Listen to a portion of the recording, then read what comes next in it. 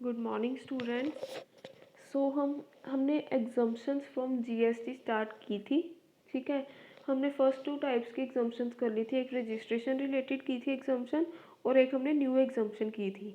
आज हम करेंगे टेक्निकल एग्जम्पशंस। ठीक है, टेक्निकल एग्जम्पशन कौन से सेक्शन के अंडर आती है?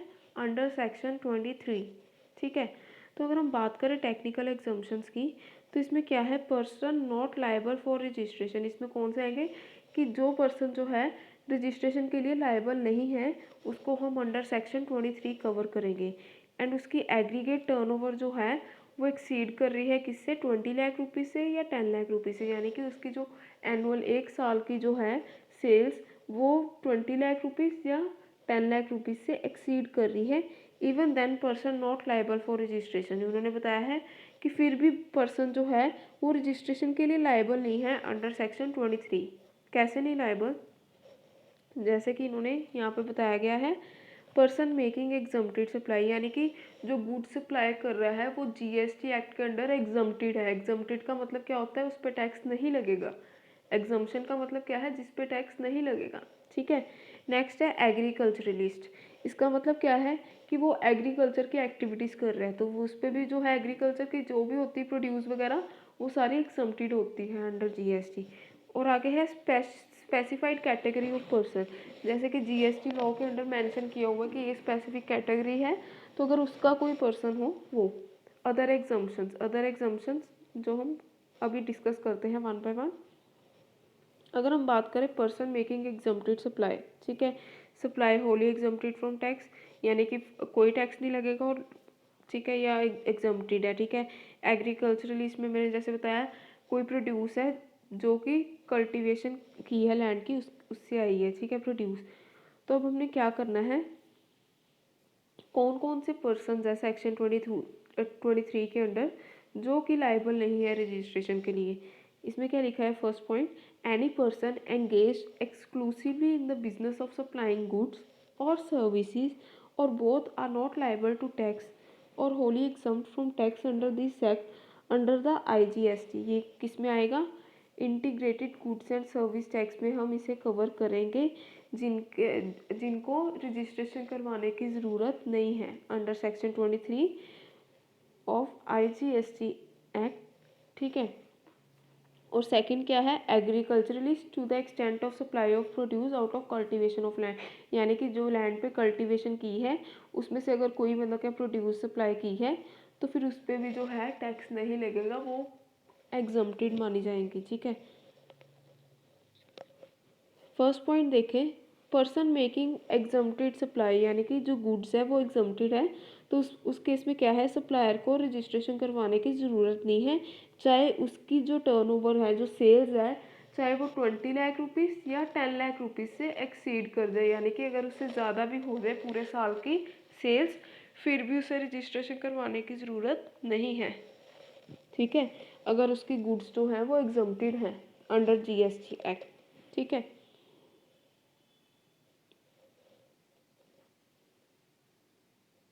नेक्स्ट क्या है?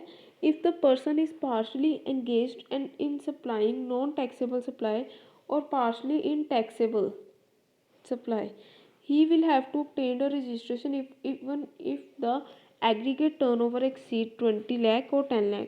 उन्होंने क्या बोला है? अगर कोई पर्सन है वो एग्जम्प्टेड गुड्स भी सप्लाई कर रहा है और टैक्सेबल गुड्स भी सप्लाई कर रहा है, जैसे 50% एग्जम्प्टेड कर रहा है सप्लाई और 50% टैक्सेबल कर रहा है, और उसकी एग्रीगेट टर्नओवर है वो 20 लाख या 10 लाख जो भी हुई कैटेगरी उसके अकॉर्डिंगली जो है 20 लाख या 10 लाख रुपीज़ से जो सेल है एनुअली वो ज़्यादा है। ठीक है, तो उस केस में क्या है? उसे रजिस्ट्रेशन करवानी ज़रूरी है, उस बंदे को रजिस्ट्रेशन करवानी ज़रूरी है क्योंकि वो taxable goods as well as exempted goods ये दोनों टाइप्स की गुड्स जो है वो सप्लाई कर रहा है।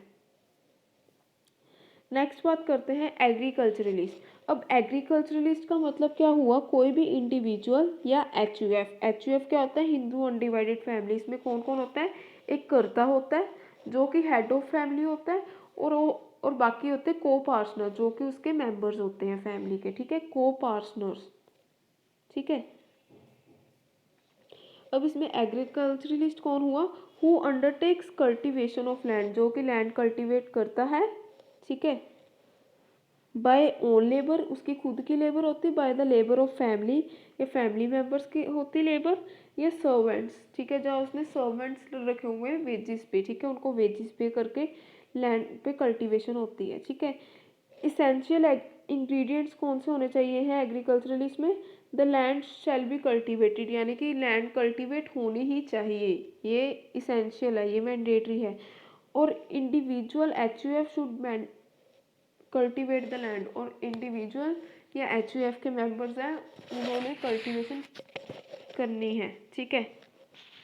तो इस केस में क्या है, तो जो एग्रीकल्चरिस्ट है उसको रजिस्ट्रेशन करवाने की ज़रूरत नहीं है, उसे एग्जम्पशन मिलेगी रजिस्ट्रेशन करवाने से, जितनी भी वो प्रोड्यूस किए उसने कल्टीवेशन लैंड से, वो उसको सप्लाई करने में उसे कोई भी रजिस्ट्रेशन करवाने की ज़रूरत नहीं है, चाहे उसकी जो है साल की सेल्स 10 लाख या 20 लाख से बढ़ रही है।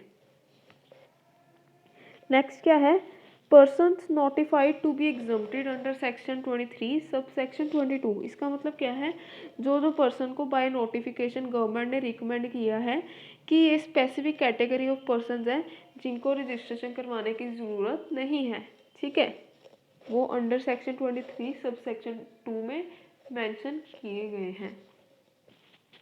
नेक्स्ट क्या है, person making non taxable non GST supply of goods and services, यानी कि कोई पर्सन है जो गुड्स जो जीएसटी में मेंशन है वो टैक्सेबल जो नहीं है गुड्स, ठीक है, जिस पे टैक्स नहीं लगता अंडर जीएसटी लॉ, तो वो वाली गुड्स वो सप्लाई कर रहे हैं, जैसे कि पेट्रोलियम क्रूड और पेट्रोल, ये जो है ये जीएसटी के परव्यू में नहीं आती, यानी कि जीएसटी ने ये आइटम्स जो है कवर नहीं की। कौन कौन सी, petroleum crude and petrol, high speed diesel, natural gas, electricity, alcohol for human consumption, aviation turbine fuel. So कोई भी सप्लायर जो ये वाली आइटम्स जो है सप्लाई कर रहा है, यानी कि वो बेच रहा है आगे सप्लाई कर रहा है, तो उसको जीएसटी पे करने की ज़रूरत नहीं है, तो ना ही उसे जीएसटी में रजिस्ट्रेशन करवाने की ज़रूरत है। सो ये आइटम्स आप एक बार याद कर लेना। नेक्स्ट क्या है, activities that are neither supply of goods nor services, कौन कौन सी एक्टिविटीज़ है जिससे मतलब कि गुड्स सप्लाई नहीं होती ना ही सर्विसेज सप्लाई होती, जैसे कि सर्विसेज बाय एम्प्लॉय, कोई एम्प्लॉय ने अपनी सर्विसेज प्रोवाइड की है कंपनी को, यानी कि नेक्स्ट क्या है, सर्विसेज बाय एनी कोर्ट और ट्रिब्यूनल, यानी कि कोई भी सर्विस जो है प्रोवाइड की गई है कोर्ट के थ्रू, ठीक है। ये फंक्शंस और ड्यूटीज़ ऑफ एमपी हो गए, मेंबर ऑफ पार्लियामेंट हो गया, मेंबर ऑफ लेजिस्लेटिव असेंबली हो गया, member of panchayat, municipalities, other local authorities.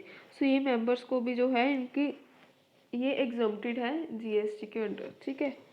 Person holding any constitutional post हो गया, पर्सन एज अ चेयरपर्सन और मेंबर ऑफ डायरेक्टर हो गया, तो इन सभी को रजिस्ट्रेशन करवाने की ज़रूरत नहीं है। नेक्स्ट क्या है, person making interstate sales, interstate sale कौन सी होती है, एक स्टेट से दूसरी स्टेट में, from one state to another state जो हम सेल करते हैं उसे हम इंटरस्टेट सेल कहते हैं, ठीक है। अगर उसने कोई भी हैंडीक्राफ्ट जो हैंड से बने हुए क्राफ्ट ठीक है गुड्स है, ठीक है, हाथ से बनी हुई गुड्स है, हैंडीक्राफ्ट गुड्स है, ठीक है, उनको भी रजिस्ट्रेशन करवाने की ज़रूरत नहीं है, ठीक है। अगर उनकी जो एग्रीगेट वैल्यू है, टोटल वैल्यू जो है वो 10 लाख रुपीज़ स्पेशल कैटेगरी के केस में इसमें जम्मू एंड कश्मीर को एक्सक्लूड करेंगे, और 20 लाख रुपीज़ बाकी अदर स्टेट्स में, ठीक है।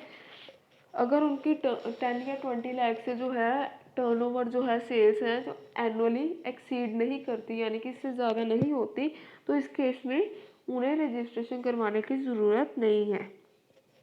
नेक्स्ट क्या है, job workers engaged in making interstate supply of services to registered person, इसमें क्या है, कोई भी जॉब वर्कर्स हैं, ठीक है, वो जॉब करते हैं, काम करते हैं, ठीक है, उनको क्या है, उनको रजिस्ट्रेशन क्यों नहीं ज़रूरत, अगर वो इंटरस्टेट सप्लाई करें, यानी कि from one state to another state अगर वो सप्लाई करे सर्विसेज, किसको, रजिस्टर्ड पर्सन को, जो ऑलरेडी रजिस्टर्ड है जीएसटी के अंडर, अगर उसको सर्विसेज प्रोवाइड कर रहे हैं job workers from one state to another state, तो उनको भी रजिस्ट्रेशन करवाने की ज़रूरत नहीं है, ठीक है।